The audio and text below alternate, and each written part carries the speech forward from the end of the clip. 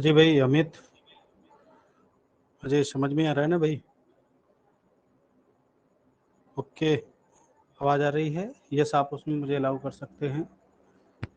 हाँ जी, yes, chat करिए और उसमें बताइए कि आपको आवाज़ सुनाई दे रही है। चलिए, हाँ, हैंड अप करिए, पुशअप करिए, थोड़ा सा हैंड। चलिए, कोई बात नहीं। देखिए, आज के सेक्शन में हम लोग पढ़ने वाले बहुत ही इंटरेस्टिंग चीज़, और मैं आपको बता दूं, ये क्लास 10th के लिए वीडियो में आप लोगों को अपलोड कर रहा हूँ। क्लास 10th में सारे सेक्शन मैं आप लोगों को पढ़ाऊंगा। एनसीईआरटी यूपी बोर्ड के लिए क्लास है। ये किसके लिए? यूपी बोर्ड के लिए क्लास है, और इसमें सीबीएसई बोर्ड के भी स्टूडेंट क्या कर सकते हैं, एनरोल कर सकते हैं और देख सकते हैं। एक बार इसको शेयर कर दीजिएगा सबको, ठीक है गाइस? ओके, ध्यान से देखिएगा। आज के जो सेक्शन में हम लोग बात करने वाले हैं, फर्स्ट ऑफ ऑल मैं आप लोगों को एक चीज़ बताना चाहता हूँ कि जितने भी सारे एग्जाम की सारी चीज़ें होती हैं, this is very useful and very important for the exams. आप लोगों को अपने एग्ज़ाम के लिए बहुत सारी तैयारियां करनी पड़ेंगी, मेहनत करना पड़ेगा, है ना? डिमोटिवेट बिल्कुल भी नहीं होना है और चीज़ों को देखते हुए आगे सॉल्व करना है। ओके गाइस, तो देखिए स्टार्ट करते हैं आज का सेक्शन हम लोग। और सबसे पहले मैं आप लोगों को बात करना चाहता हूँ आप लोगों से कि मैं जितने भी क्लासेस अभी आपको यहाँ पर प्रोवाइड कराऊंगा, टॉपिक वाइज प्रोवाइड कराऊंगा, ताकि आप लोगों को दिक्कत ना हो। और ये सारी की सारी क्लासेस आप लोगों की रिवीजन के तौर पर होंगी। आप लोग इनको देखिए, अगर नहीं भी देख पाते हैं तो आप इनको बाय रिकॉर्डिंग क्लास में आप लोगों को चीज़ें मिल जाएंगी। ओके गाइस, तो देखिए मैं आज आपका सेक्शन स्टार्ट कर रहा हूँ। तो सबसे पहले हम लोग यहाँ पर सिलेबस की बात करते हैं, और सिलेबस के अंतर्गत आप लोगों को चीज़ें क्या मिलेंगी। आपके अप्रॉक्स 15 टॉपिक हैं, जिसमें से कुछ टॉपिक आपके एग्जाम के हिसाब से हट गए हैं, हटा दिए गए हैं और रिड्यूस कर दिया गया है थोड़ा सा सिलेबस आप लोगों को फर्स्ट। बट में कुछ आपको बेसिक क्लास, अभी 2-4 बेसिक ही क्लासें होंगी जो आपके लिए इम्पोर्टेंट होंगी। बेसिक क्लास सबके लिए इम्पोर्टेंट है, जितने भी लोग आप लोग जुड़े हुए हैं। यहाँ पर ध्यान से देखिएगा, मैं आप लोगों को बेसिक क्लास आप लोगों को बताऊंगा। यहाँ पर जिन्होंने नहीं भी पढ़ा है वो भी चीज़ें आप लोग यहाँ पर क्लियर करिएगा। सबसे पहले जो हमारा टॉपिक है, नंबर सिस्टम यानी संख्या पद्धति, यानी आप लोगों के रियल नंबर यानी वास्तविक संख्या क्या आती है। वास्तविक संख्या, वास्तविक संख्या से रिलेटेड क्या क्या चीज़ें हैं, मैं आज आप लोगों को यहाँ पर डिफाइन कर रहा हूँ। ठीक है गाइस? हाँ, लिखते जाइएगा कॉपी में। अगर अमित, अगर कहीं पर दिक्कत होती है तो आप मुझे कमेंट सेक्शन में बता रहे हैं, बताइएगा, कोई दिक्कत नहीं है, कमेंट सेक्शन में आप बता सकते हैं। ओके, बेसिक कॉन्सेप्ट में सबसे पहले मैं आपसे बात करना चाहता हूँ। जितनी भी संख्याएं हैं, ध्यान से सुनिएगा, जितनी भी संख्याएं हैं, एक्स वाई जेड कोई भी संख्या आपकी हो, जितनी भी संख्याएं हैं वे आपकी क्या। ओके जी, हाँ जी भाई, कोई दिक्कत नहीं, नो प्रॉब्लम। देखिए, जितनी भी आपको संख्याएं यहाँ पर मिलेंगी, सारी की सारी संख्याएं आपको दो प्रकार की होती है। आप कहे तो सर, एक तो आपकी होती है वास्तविक और दूसरी होती है काल्पनिक। आपने कहा जी ठीक है। आपने वास्तविक, वास्तविक का मतलब होता है आपका रियल नंबर, और काल्पनिक का नंबर मतलब होता है इमेजिनरी नंबर।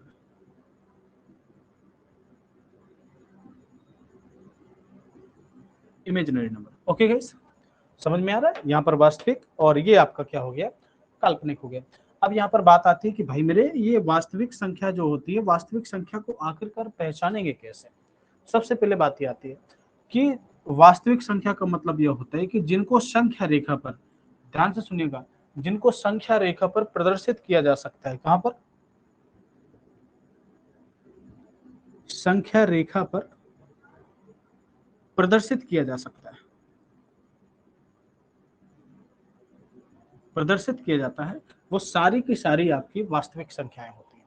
अब बात आती है कि सर वास्तविक संख्या, संख्या रेखा पर आप प्रदर्शित कैसे करते हैं? तो आपने कहा जी सर, ये एक संख्या, ये एक आपका क्या है, नंबर लाइन है, यानी संख्या रेखा। इसको क्या बोलते हैं? संख्या रेखा बोलते हैं। ध्यान से सुनिएगा, यहाँ पर एक पॉइंट आपका जीरो है, जीरो से जब आप राइट साइड मूव करोगे, जितने भी आपकी वैल्यू मिलेंगे सारी की सारी पॉजिटिव होंगी। आपने कहा जी सर बिल्कुल एकदम करेक्ट है, समझ में आ रहा है भाई? चलिए, और जीरो के जितने ही आप लेफ्ट साइड बाएं तरफ जाएंगे तो सारे की सारी नेगेटिव वैल्यू मिलेंगी। कह दो कैसे सर? इधर पर आएगा 1 2 3 डेट डेस इनफाइनाइट तक जाएगा, इधर -1 -2 और ये माइनस इनफाइनाइट तक जाएगा। अच्छा जी, क्लियर हो गई बात। ये अगर जिस संख्या को इस संख्या रेखा पर प्रदर्शित कर सकते हैं वे संख्या आपकी क्या होती है, वास्तविक संख्या होती है। ध्यान से सुनिएगा, जिसको इस रेखा पर प्रदर्शित किया जा सकता है। आप कहो सर 1.5 को, जी सर बिल्कुल ऑफ कोर्स इसमें प्रदर्शित कर सकते हैं। 1.25 को प्रदर्शित करते 1.001235555486 इनको भी प्रदर्शित किया जा सकता है। √5 को भी प्रदर्शित किया जा सकता है, √3 को भी प्रदर्शित किया जा सकता है, √2 को भी प्रदर्शित किया जा सकता है। ऐसा क्यों? क्योंकि √2 की भी वैल्यू होती है 1.414 समथिंग और √3 की वैल्यू होती है 1.732 एंड समथिंग। ऐसी सारी वैल्यू आपको यहाँ पर प्रदर्शित कर सकते हैं। ओके गाइस, समझ में आ रहा है? चलिए अब देखिए, अब आपने कहा, और तो आपने कहा सर काल्पनिक संख्या। काल्पनिक संख्या वे होती है जिनको संख्या रेखा पर प्रदर्शित नहीं कर सकते, जिनको संख्या रेखा पर प्रदर्शित नहीं किया जा सकता, वे आपकी होती है काल्पनिक संख्या। ठीक है जी। हम यहाँ पर बात करने वाले हैं वास्तविक संख्या की। अब आपने कहा सर वास्तविक संख्याएं कौन कौन सी होती है? फॉर एग्जाम्पल मैं यहाँ पर आपके सामने लिख के देता हूँ, आपको चीजें समझ में आ जाएंगी। फॉर एग्जाम्पल मैंने लिखा, आपने कहा सर कौन कौन सी? मैंने 1 2 -1 -2 √2 √3, ठीक है, 0.7 बार, ये सारी की सारी क्या है? वास्तविक संख्याएं हैं। काल्पनिक संख्या का मतलब यह होता है, जैसे मैंने स्क्वायर रूट ऑफ लिख दिया -3, स्क्वायर रूट ऑफ लिख दिया -2, ठीक है, पाई, ये सारी की सारी क्या है? सॉरी, ये आपकी क्या है? काल्पनिक संख्या। यानी अगर काल्पनिक संख्या और वास्तविक संख्या में एक रिलेशन बैठा सकते हैं जनरली वे पे, this is not a mathematical language but important है। कह दो कैसा कि संख्या रेखा पर, तो मैंने कहा कि वास्तविक संख्या ये है जिनका स्क्वायर करने पर, ध्यान सुनिएगा, जिनका स्क्वायर हमें एक पॉजिटिव वैल्यू देता है वे हमारी कैसी संख्या कहलाती है? वास्तविक संख्या। ठीक है गाइस, हमें समझ में आ रहा है भाई? हाँ जी। दूसरी बात, काल्पनिक संख्या का मतलब यह होता है कि जिनका स्क्वायर करने पर, वे संख्याएं जिनका स्क्वायर करने पर हमें निगेटिव वैल्यू मिलती है वे हमारी क्या कहलाती है? काल्पनिक संख्या कहलाती है। फॉर एग्जाम्पल मैं आपको यहाँ पर एक दे दूं, जैसे मैंने लिखा x square is equal to -4। क्या x की कोई एक ऐसी वैल्यू है जिसका स्क्वायर करने पर -4 है? आपने कहा सर प्लस की संख्या लोगे तो भी प्लस का, भाई प्लस का 4 आएगा, माइनस लोगे स्क्वायर करोगे तो भी प्लस का 4 आएगा। जैसे सपोज 4 लाने के लिए आप क्या करोगे? आपने कहा सर -2 का वर्ग कर दो। मैंने कहा ठीक है यार कर देते। -2 का वर्ग तो +4 आ रहा है। आपने कहा सर -2 का वर्ग करिए। मैंने कहा ठीक है भाई, -2 का वर्ग भी +4 आ रहा है। इट मीन्स, तो यहाँ पर इमेजिनरी नंबर, यानी कुल मिलाकर अगर स्क्वायर रूट के अंदर अगर माइनस की वैल्यू मिलती है तो वह आपकी कैसी संख्या होती है? काल्पनिक संख्या होती है। बात यहाँ तक क्लियर हो गई? कोई डाउट यहाँ पर? यस, बहुत बढ़िया। हाँ जी भाई। अब देखो, ये संख्या हमने डिवाइड किया वास्तविक संख्या काल्पनिक संख्या में। अब भाई यार, अब देखो ध्यान से सुनो, जब ये दोनों संख्याएं आपस में, जब ये जो काल्पनिक संख्या है, ये वाला, ये जो काल्पनिक संख्या वाला पोर्शन है, और ये सॉरी वास्तविक संख्या और ये काल्पनिक संख्या, इन जब दोनों का आपस में भरत मिलाप होता है, यानी जब ये दोनों आपस में मिलते हैं, ठीक है, जब ये दोनों आपस में मिलते हैं तब कंडीशन क्या बनती है? तब कंडीशन ये बनती है कि जो ये संख्याएं हैं इनको बोल देते हैं कॉम्प्लेक्स नंबर। क्या बोल देते हैं? कॉम्प्लेक्स नंबर बोल देते हैं। और कॉम्प्लेक्स नंबर का मतलब है the form of a plus I B, यानी किसके रूप में होती हैं? The form of a plus I B, iota, इसको बोलते हैं आयोटा, जिसकी वैल्यू होती है स्क्वायर रूट के अंदर -1। a is the real part and b is the imaginary part. इसको बोलते हैं इमेजिनरी पार्ट, a को बोलते हैं real part. i is equal to square root of -1। This is okay? हाँ जी, करेक्ट हो गया भाई। चलिए आगे देखते हैं। मैं डिवाइड करने वाला हूं वास्तविक संख्याओं के कई सारे पार्टों को। ठीक है, ओके जी। देखिए भाई,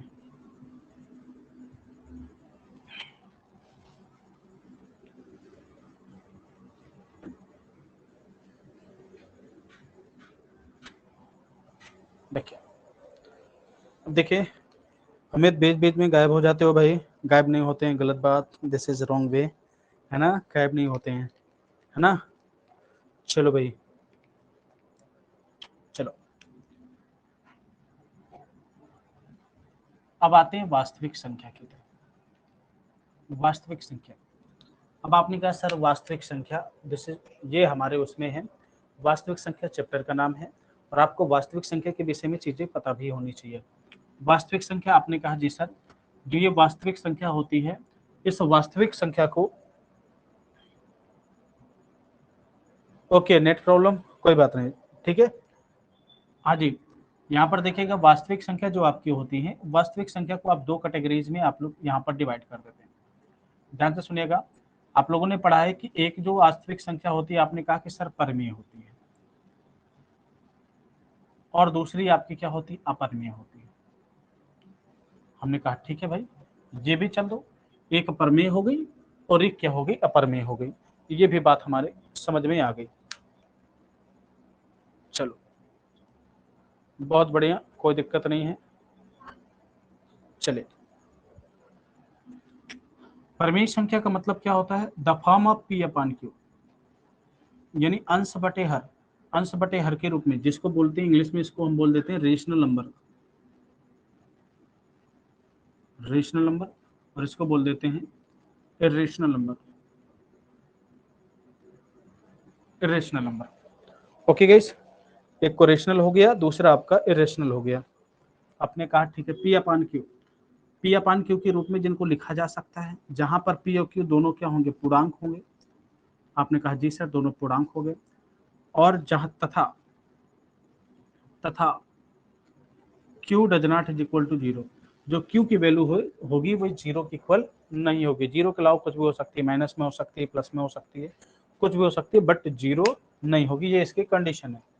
आपने क्या कहा कि भाई जिसको सर जी पी अपान क्यू के रूप में नहीं लिखा जा सकता वह अपर में होगा। ठीक, यहाँ पर एक बात ये आती है कि सर ये पूर्णांक है क्या, सबसे पहले बात ये आती है कि भाई पूर्णांक है क्या।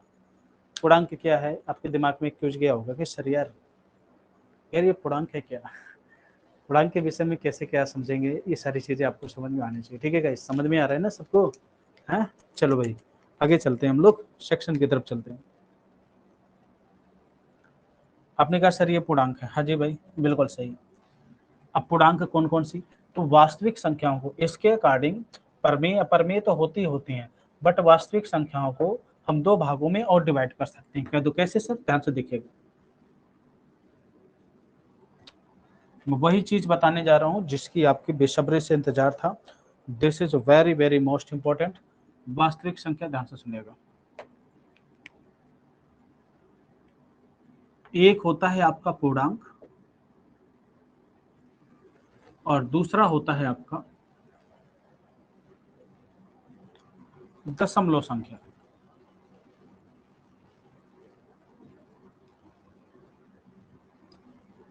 दशमलव संख्या, ठीक है, एक आपका पूर्णांक हो गया और दूसरा आपका दशमलव संख्या हो गया। अब पूर्णांक का मतलब क्या होता है, अब मैं आपके सामने कुछ पॉइंट लिख रहा हूं, ध्यान से सुनिएगा। अगर मैंने लिखा यहाँ पर 0 1 2 3 जितने भी काउंटिंग नंबर हैं इनफाइनाइट तक, और जितने भी निगेटिव नंबर हैं इनफाइनाइट तक, ये सारे के सारे पूर्णांक होते हैं।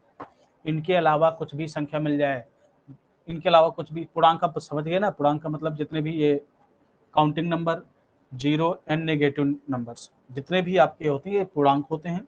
इनके अलावा जितनी भी संख्याएं हैं संसार, जितनी भी एक्स वाई जेड संख्याएं आपको देखने को मिलती हैं, वो सारी की सारी आपकी क्या होती हैं, दशमलव संख्या होती हैं। बात क्लियर हो गई मेरी, समझ में आ गई, हाँ जी भाई। देखिए अब बात करते हैं, जो आपकी दशमलव संख्या होगी, आपने कहा जी सर, जो आपकी दशमलव संख्या होंगी वो दशमलव संख्याएं आपकी तीन कैटेगरीज में डिवाइड होंगी। आपका कह दोगे सर जी कौन कौन सी, मैं यहाँ पर लिखने की कोशिश कर रहा हूँ, आप लोग समझिएगा, ठीक है। हाँ जी, देखिए दशमलव संख्या के अंतर्गत आप लोग ध्यान से देखिएगा, पहला आपका हो गया शांत, शांत, टर्मिनेटिंग, ठीक है, टर्मिनेटिंग डेसिमल नंबर, टर्मिनेटिंग, और दूसरा हो गया अशांत, अशांत तथा पुनरावृत्ति, पुनरावृत्ति, यानी non terminating but repeating, non terminating but repeating, non terminating but repeating, repeating decimal number, repeating decimal number, यानी इनकी रिपीटेशन बार बार होती रहती है। दूसरा होते हैं अशांत तथा अनावृत्ति। ध्यान से सुनिएगा, अशांत तथा अनावृत्ति। अब यहाँ पर ध्यान से सुनिएगा, शांत यानी टर्मिनेटिंग। अब देखो शांत की बात करते, ध्यान से सुनिएगा, बहुत अच्छा कॉन्सेप्ट मैं बताऊंगा, और ये आपके जो प्रमेय अपरमेय में जो कंफ्यूजन है ना, सारी की सारी एक साइड रख दूंगा मैं, सारी एक साइड रख दूंगा, दिक्कत नहीं होगी आप लोगों को, है ना, कोई भी दिक्कत नहीं हो रही। चलो भाई, अच्छा जी, शांत का मतलब होता है भाई यार दशमलव के कुछ अंक बाद रुक जाना, जैसे 0.25, यार दशमलव के बाद रुक गया ना, दशमलव के बाद रुक गया, ठीक है, दशमलव के बाद रुक गया। अब फिर मैंने लिख दिया 1.25, यार ये भी दशमलव के बाद रुक गया। मैंने कहा ठीक है भाई, यानी जो शांत का मतलब है दशमलव के कुछ अंक बाद, 2, 4, 6, 8, 10 अंक बाद क्या हो जाना, रुक जाना, यानी पूर्णतः विभाज्य हो जाना, रिमाइंडर उस समय क्या आ जाना, मतलब पूरा का पूरा विभाजित होना, दशमलव के कुछ अंक बाद रुक जाना। ठीक है, अब अगली बात करते हैं यहाँ पर। फिर अशांत का मतलब क्या होता है, अशांत का मतलब होता है दशमलव के बाद यार चलते रहना, जैसे 777 है, अब ये चल रहा है, इसका पता नहीं किधर तक जा रहा है, ये 777 हो गए, तो ये अशांत हो गए। जैसे मैंने लिखा 0.63 63 63 63, अरे भाई ये तो रिपीटिशन हो रहा है, ये अशांत भी है, साथ में सेम नंबर रिपीट हो रहा है, जैसे 7 7 हो रहा है, या इसमें 63 63 63 रिपीट हो रहे हैं, यानी ये रिपीटेशन नंबर हो गया। तो अशांत यानी non terminating but repeating number ये हो गया। अब यहाँ पर क्या कह रहा है, अशांत तथा अनावृत्ति। अशांत की बात करते हैं भाई, जैसे हमने लिखा 0.12134856 जो भी नंबर एक्स वाई जेड चलता रहता है, ठीक है। इसी प्रकार स्क्वायर रूट ऑफ 2 की वैल्यू क्या होती है, चलता रहता है, ठीक है। स्क्वायर रूट ऑफ 3 की वैल्यू चलता रहता है, ठीक है। जैसे 1.414 डेड डैश 1, रूट 3 की वैल्यू 1.732, अब ये भी चलता रहता है। पाई की वैल्यू होती है 3.4, ठीक है।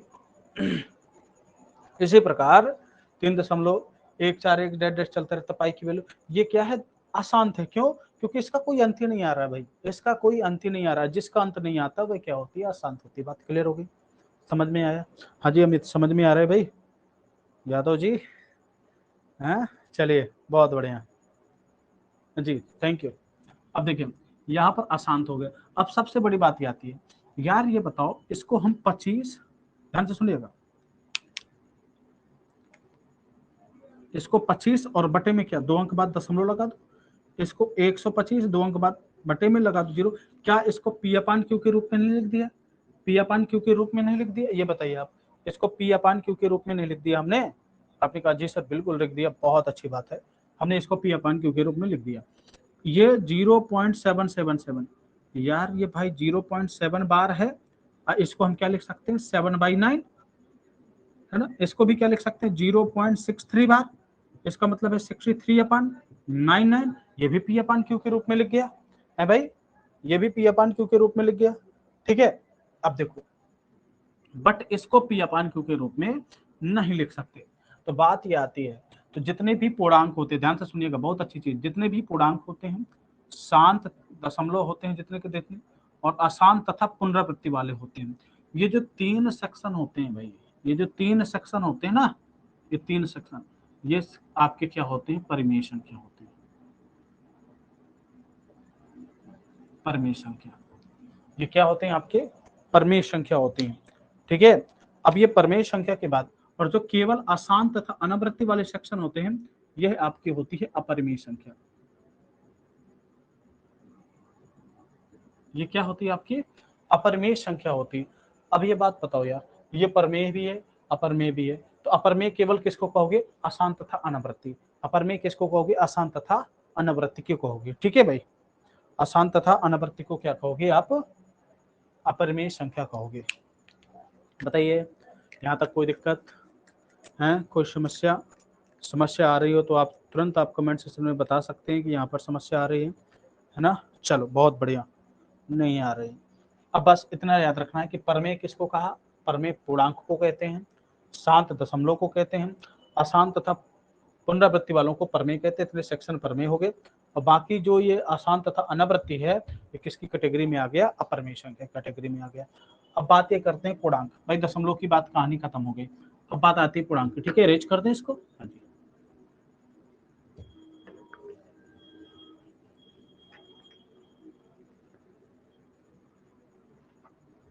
ठीक, चलो।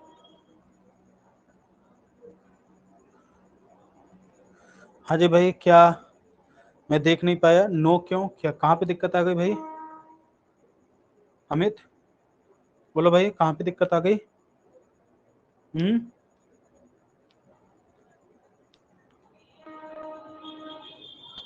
नोट करना था क्या भाई? अच्छा, नो लिखा था ना, इसलिए थोड़ा सा नोट करना होगा। तो वीडियो अभी ये वाला वीडियो आप लोगों के जैसे इस क्लास में एनरोल करोगे तो इसमें चला जाएगा आप लोगों के, उसमें क्या कहते हैं, वीडियो रिकॉर्डिंग सेक्शन में चला जाएगा। स्लाइड करोगे रिकॉर्डिंग सेक्शन में आप लोगों को ये प्रोवाइड हो जाएगा। Okay okay, thank you, well done, बहुत बढ़िया। अब देखिए आपने रिकॉर्ड कर लिया, अब इसके आगे का प्रोसेस हम बताते हैं। अब देखो, अगर हम पूर्णांक की बात करते हैं, आपने कहा सर पूर्णांक, पूर्णांक को आप दो कैटेगरीज में डिवाइड कर सकते हो। एक आपने कहा आपने होल नंबर यानी पूर्ण संख्या, इसको बोलते हैं इंटीजर्स। ठीक है, इंटीजर्स यानी पूर्णांक जो आपके होते हैं दो प्रकार, एक आपका होल नंबर यानी पूर्ण संख्या, ठीक है, और दूसरा आपका होता है होल नंबर के साथ साथ आप लोगों का होता है निगेटिव नंबर।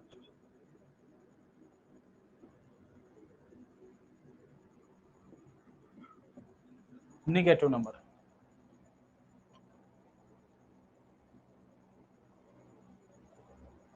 ठीक है, नेगेटिव नंबर आपका हो गया। अब होल नंबर में देखो, पूर्णांक तो आपको पता ही ना, माइनस इनफाइनाइट डैश, -1 0 +1 2 3 डैश, ये पूर्णांक हो गए सारे के सारे। पूर्णांक पूर्ण संख्या में कौन कौन से आ गए? आपने कहा sir 0 1 2 3 4 5 and dash so on, ये सारे के सारे आपके पूर्णांक हो गए, पूर्ण संख्या हो गए। नेगेटिव नंबर में क्या हो गया? -1 -2 -3 dash so on, minus infinite तक।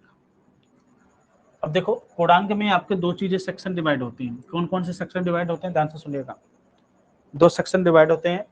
तो कौन कौन से सेक्शन है? एक आपका सम है और दूसरा आपका क्या है? विषम है। एक सम यानी और एक विषम, दो सेक्शन में डिवाइड है। अब यहाँ पर पूर्ण संख्या की बात करते हैं, तो पूर्ण संख्या में आपको जीरो अगर हटा देते हैं तो ये आपके दो कैटेगरीज में डिवाइड होता है। एक आपका जीरो होता है और दूसरा होता है प्राकृतिक संख्या। और प्राकृतिक संख्या यानी आप लिख सकते हैं 1 2 3 4 5 डैश इनफाइनाइट तक। अब आपने कहा सर प्राकृतिक संख्या क्या है? प्राकृतिक संख्या का मतलब होता है ऑल काउंटेबल्स नंबर, जितने भी काउंटिंग करने वाली संख्याएं हैं सभी के सभी आपके नेचुरल नंबर यानी प्राकृतिक संख्या है। ठीक है भाई, समझ में आ गया? चलो, अब प्राकृतिक संख्या का जो डिवाइडेशन है आप दो कैटेगरी से यहाँ पर कर सकते हो। पहला आपका भाज्य संख्या और दूसरा आपका अभाज्य। एक भाज्य हो गया और दूसरा आपका क्या हो गया? अभाज्य हो गया। आपने कहा जी सर बिल्कुल सही है, एक भाज्य दूसरा अभाज्य। भाज्य का मतलब होता है कि जिसके दो से अधिक गुणनखंड होते हैं, जिसके दो से अधिक गुणनखंड होते हैं। और अभाज्य का मतलब जिसके केवल दो गुणनखंड हों। केवल दो गुणनखंड का मतलब जैसे दो, दो क्या है? दो क्या है? फिर इसमें एक कैटेगरी निकलती है वन की। वन एक ऐसा नंबर है ना तो भाज्य है ना तो क्या है? अभाज्य है। ना तो भाज्य है ना तो क्या है? अभाज्य है। अच्छा बताइए, सम संख्या क्या जीरो सम संख्या होती है? यस, जीरो भी सम संख्या होती है, -4 भी सम संख्या होती है, -6 भी सम संख्या होती है। ये सारी की सारी सम संख्याएं हैं विच आर डिविजिबल बाय 2, जो दो से विभाज्य हो वही तो सम संख्या है।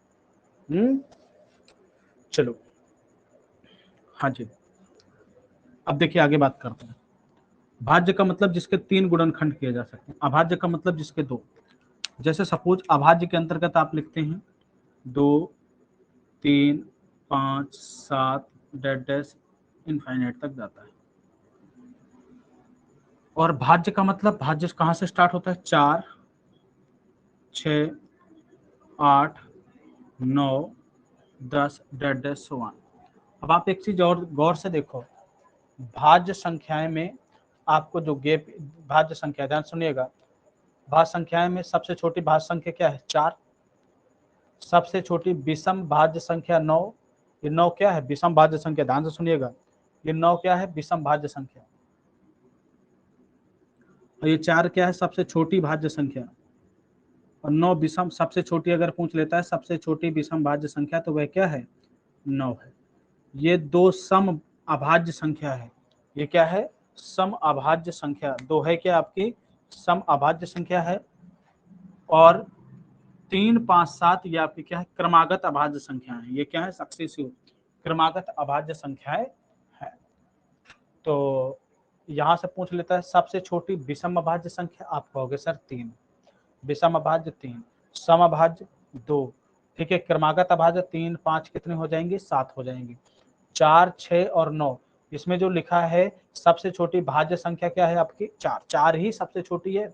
एक ना तो भाज्य है ना भाज्य ना अभाज्य, एक ना तो भाज्य है ना तो अभाज्य। इस चीज को ध्यान से सुनिएगा, ना भाज्य ना अभाज्य। ठीक है, बात क्लियर हो गई भाई है। हाँ जी, यहाँ तक कोई दिक्कत हो आप मुझे कमेंट सेशन में कमेंट कर सकते हैं, चीज़ें पूछ सकते हैं। ठीक है, मैं 2 मिनट का समय दे रहा हूँ, अगर कोई भी दिक्कत हो आप कमेंट सेशन में पूछ सकते हैं, फिर हम आगे इसके विषय में डिस्कशन करेंगे। बोलिए भाई।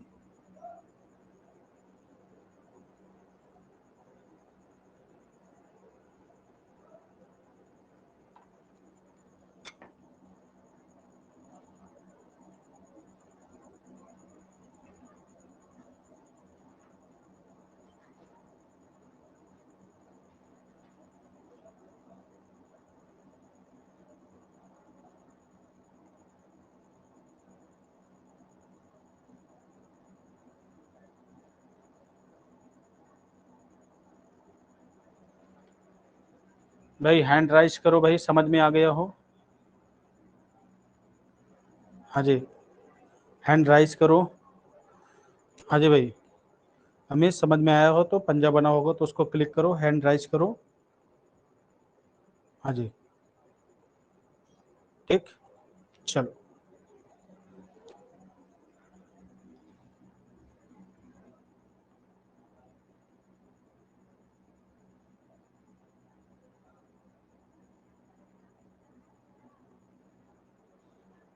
चलो भाई। तो आज की क्लास हम लोग यहीं रखते हैं, नेक्स्ट क्लास आप लोगों को कल मिलेगी।